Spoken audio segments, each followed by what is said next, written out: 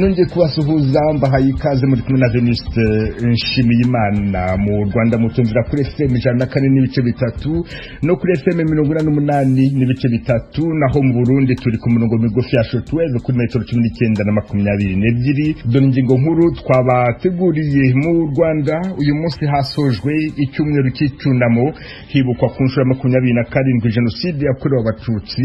Umuhango wabereye irebero mu mujyi wa Kigali, hashyinguwe abanyapolitiki benshi bishwe muri 1994.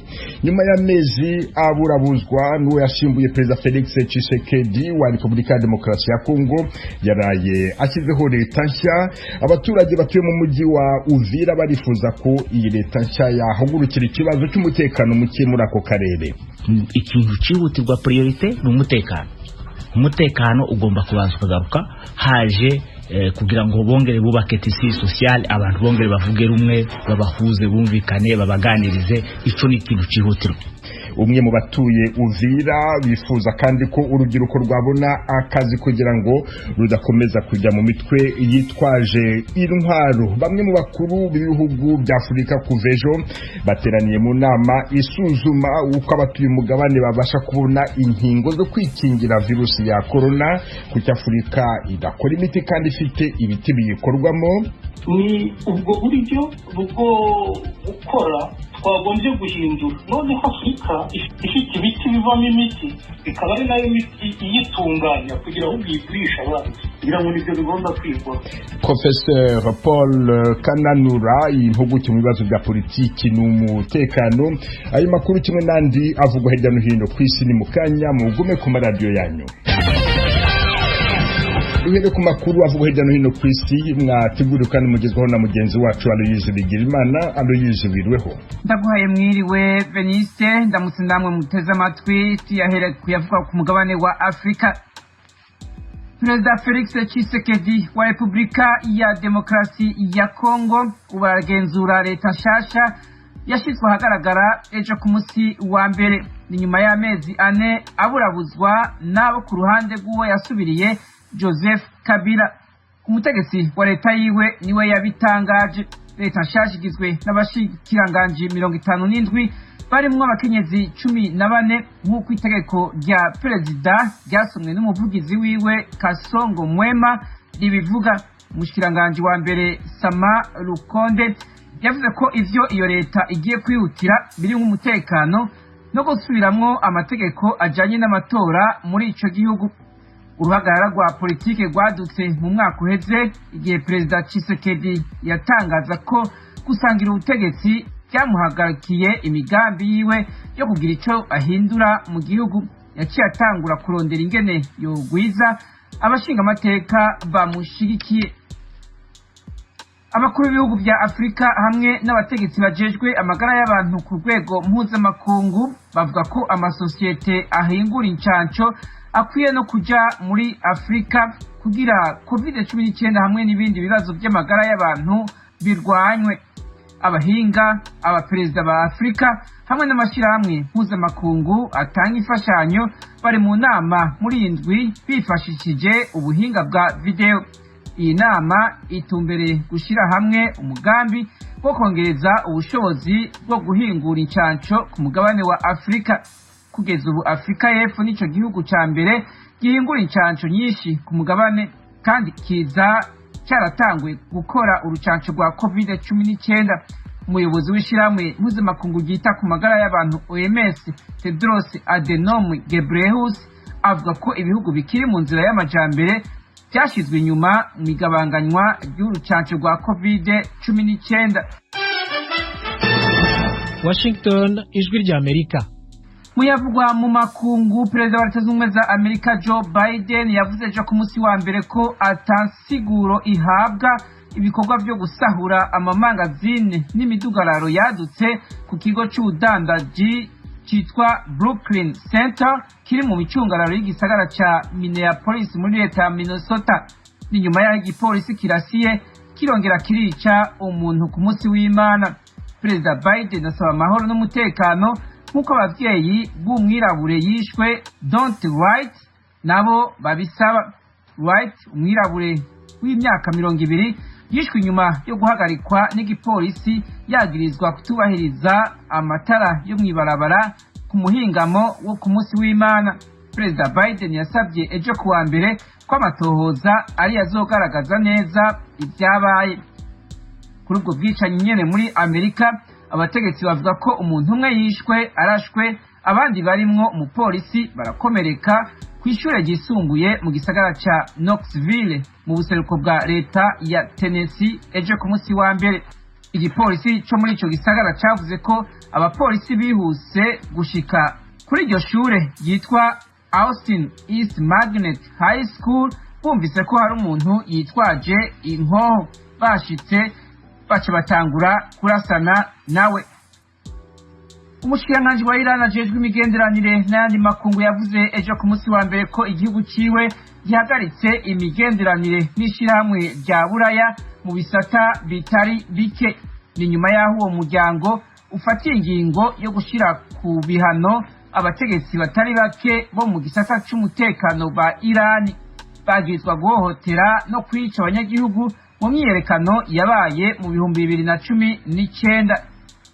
Uwo mushikiranganji yaraneguye yivuye inyuma ivyo bihano, yongera avuga ko Iran ihagaritse ibiganiro byose ku gateka kazina muntu hamwe no gukorera hamwe mu bisata by'iterabwoba, ibiyayuramutwe hamwe n'impunzi.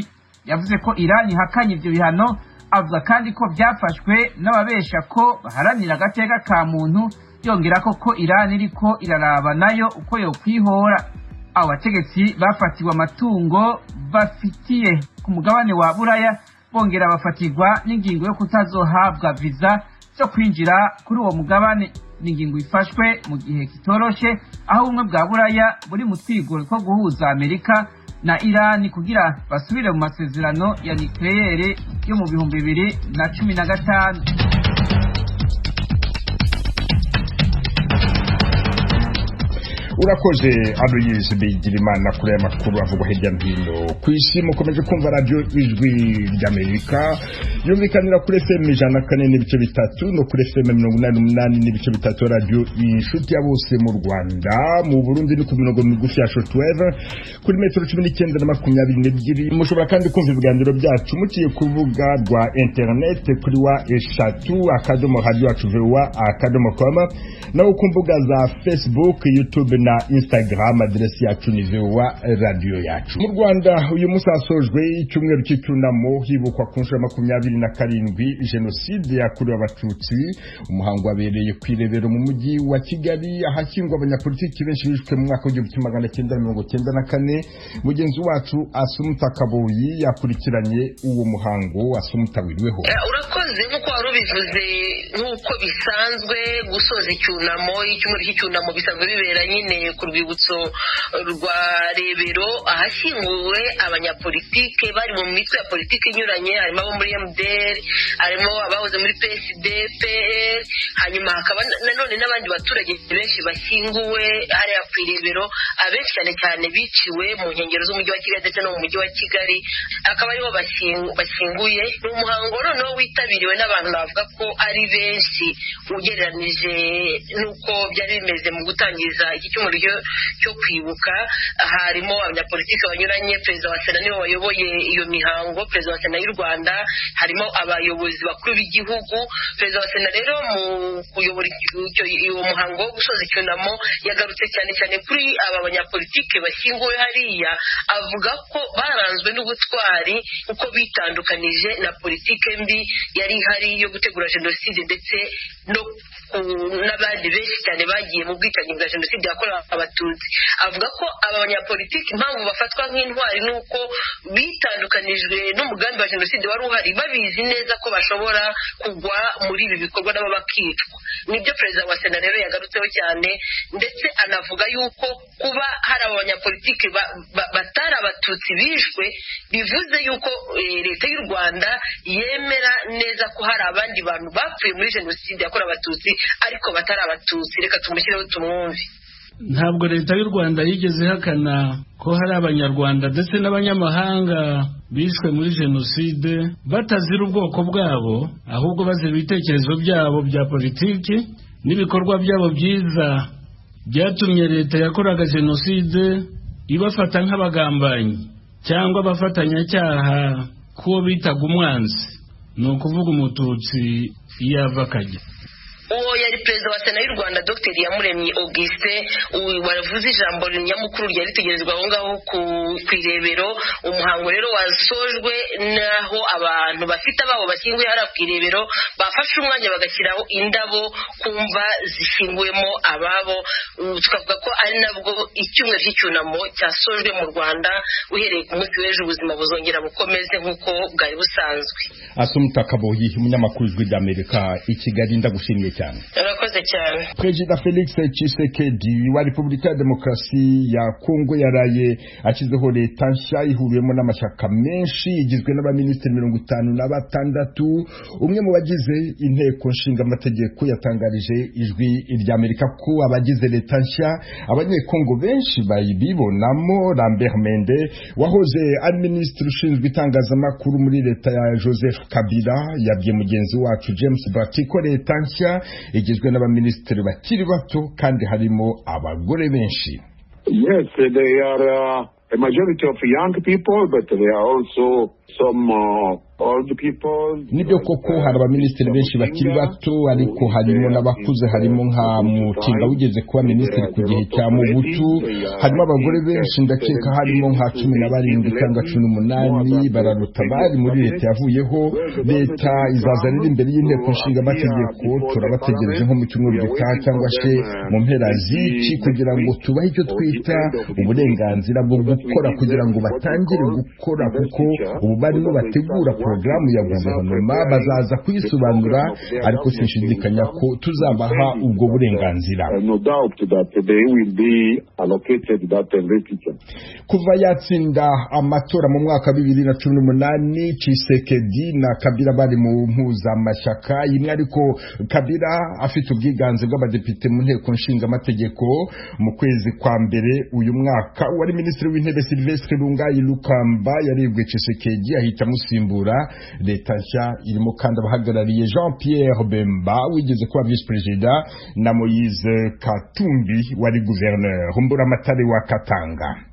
Abaturage batuye mu mujyi wa Uvira barifuza ko iyi leta nshya yahagurukira ikibazo cyo gushakira urubyiruko akazi kugira ngo rudakomeza kujya mu mitwe yitwaje intwaro. Barasaba kandi ko imihanda yakorwa kugira ngo territoire za Uvira na Fizi zishobore gutera imbere. Umunyamakuru w'Ijwi ry'Amerika Vedaste Ngabo yaganiriye na bamwe mu baturage bari Uvira.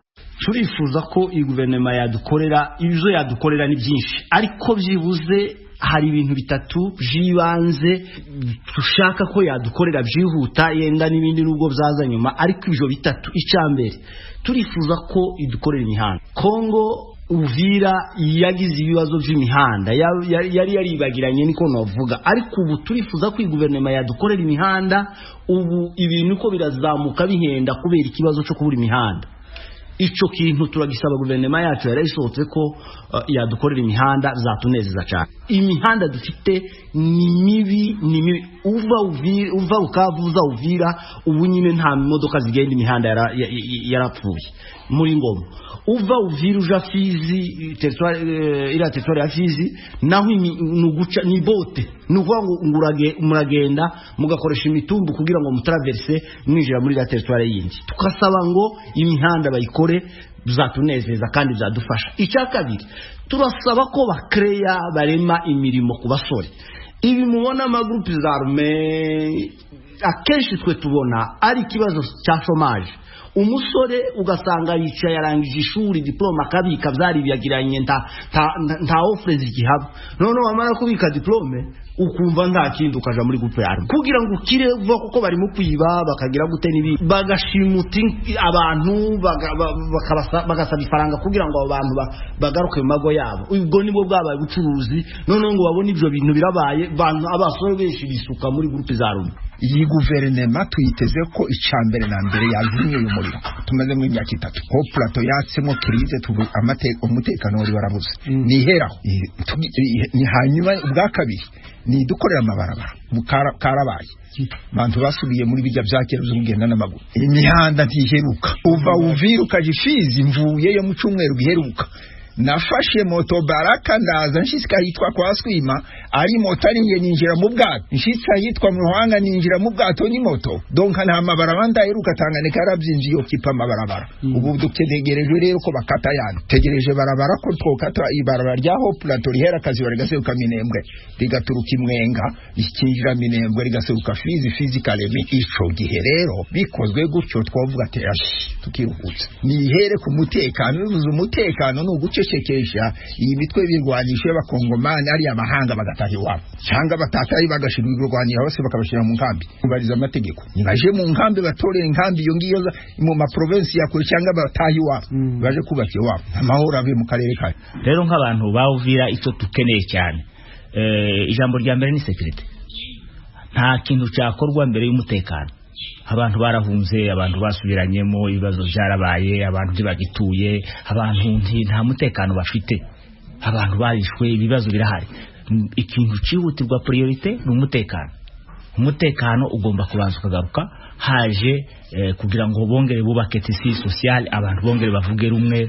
babahuze bumvikane babaganirize ico ni ikintu cyihutirwa icya kabiri abantu b'abanyabuvira bakeneye n'ibintu bya development amajambere mu masekiteri yose habaye mu mabarabara imihanda igakorwa abantu bagasubira urabona ahantu henshi ta accessibility hari kuba nta mabarabara hari andi masekiteri ntiyakora nka sante ibitaro ntibikora ubuhinzi byo kurya ntibigerwayo no guhinga ntibyakorwa neza urabona ikintu cyose gikeneye kuko haboneka amabarabara agakorwa abantu bakagera mu duce twinshi n'intambara nyinshi ziba yuko nta autorité de l'État nta butegetsi buhagera ugasa nkaho ibikorwa byose bitazwi ariko muri Moyen Haut Plateau no muri Plaine nahani Buvira hose hakenewe yuko haba amabarabara meza hakaba noneho amajambere kugira ngo bikorwa byose mu masekiteri yose bishobore kugerwa ico nico twifuza kuri guverinoma shasha bamwe mu baturage ba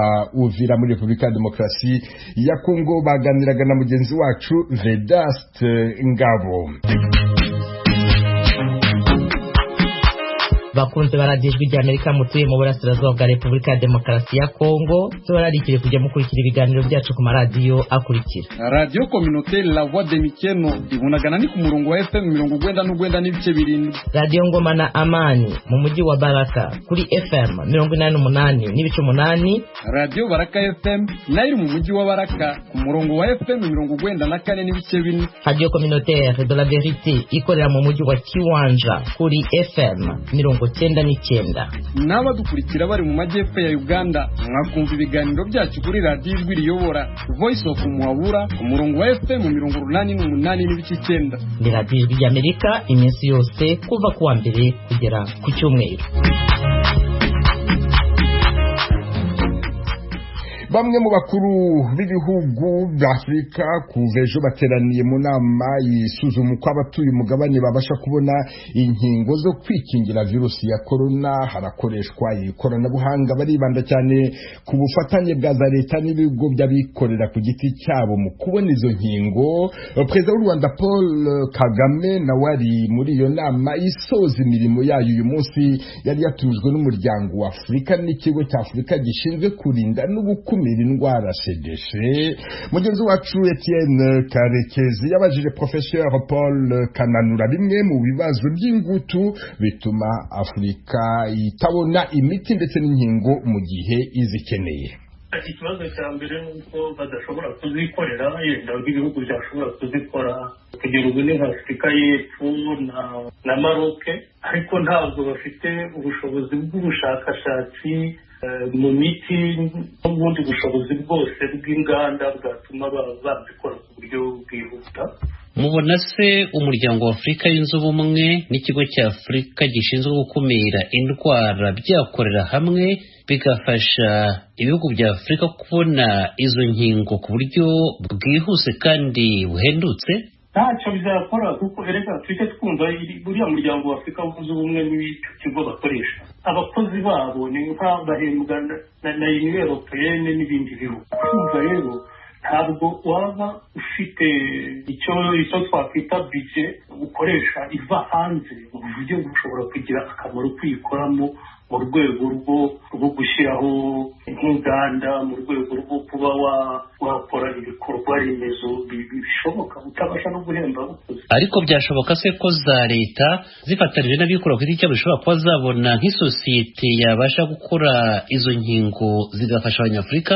Sinzi aho bazibikorera kuko ntibafite n'amavuriro ashoboka yo kuvura abantu. Urumva umuntu udafite amavuriro ahagije yo kuvura abantu ntiyabona aho akorera imiti, kandi biroroshye kuko ntibigeze bakora investissement muri urwo rwego rw'ubuvuzi, haba mu kubaka amavuriro, haba mu kubaka inganda aribyo twita za laboratwari zishinzwe no gukontorora imiti, noneho n'izishinzwe kuba zakorerwamo imiti. Ibyo rero ntibihari, ahubwo aho kwiga uko bagombye kubishyira nicyo cyihutirwa ubu ngubu. Ibiti bikoreshwa mu miti byose biva muri Afurika.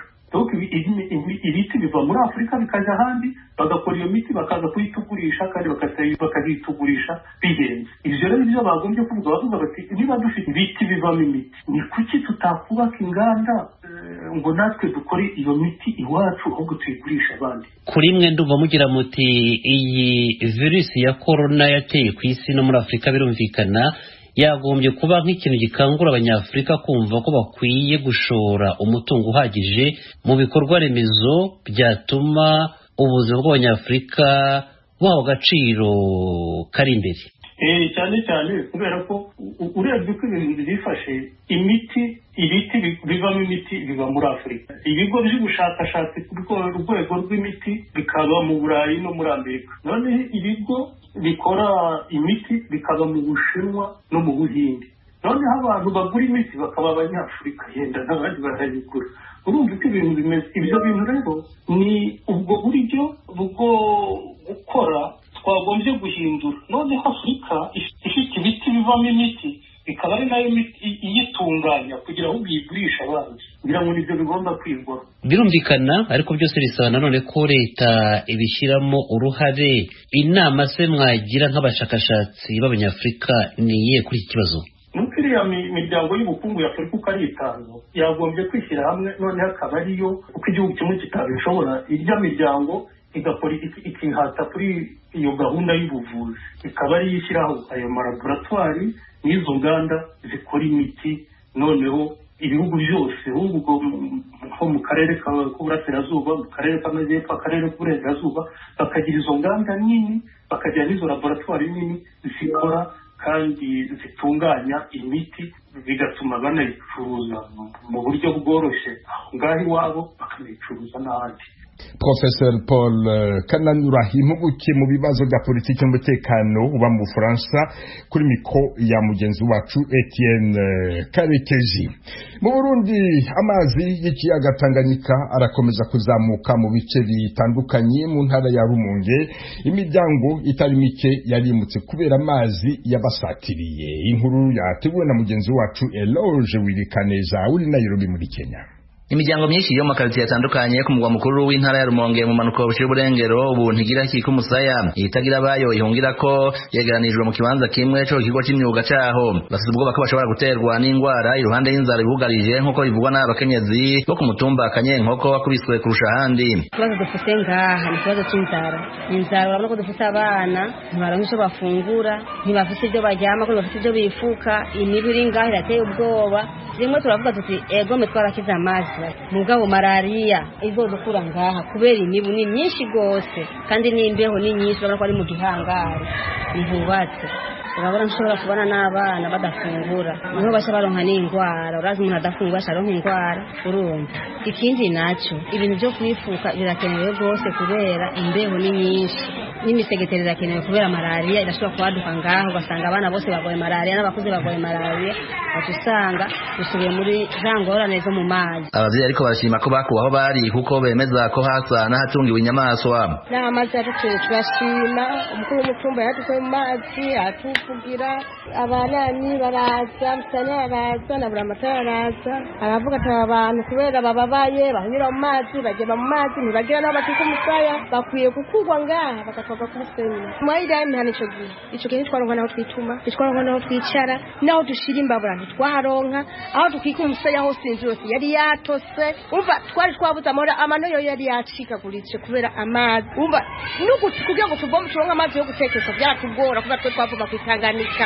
amazi twayakura mu rugo tuyavogera mpaka ni kwitanganika hariya muri rya mihana twari turimo tumerewe nabi rwose twari dufite ingorane zidasanzwe abana baragwara amano yaracikagurika kubera amazi yari menshi urumva twayacamwo tukayanyamwo tukayahonyoramwo zari ingorane basaba leta kubagarukira ko na cyane cyane ikabaronsa utururu umuryango wose wobamwo abakenyezi bandi babiri nabo basanga ibintu bigumye uku n'ingo zishobora gusambuka kubera abagabo n'abagore batandukanijwe nawe tuvyumva ahantu hari abana hari abagabo hari abagore n'amadivorce udashobora kujyama n'umushinga nawe wawe mu bana baje bafata abashinga nawe bajya mu kwabo abana n'abagore bakajya mu kwabo urumva rero ingo ziragabuye abagabo bajya mu ruhande rwo hepfo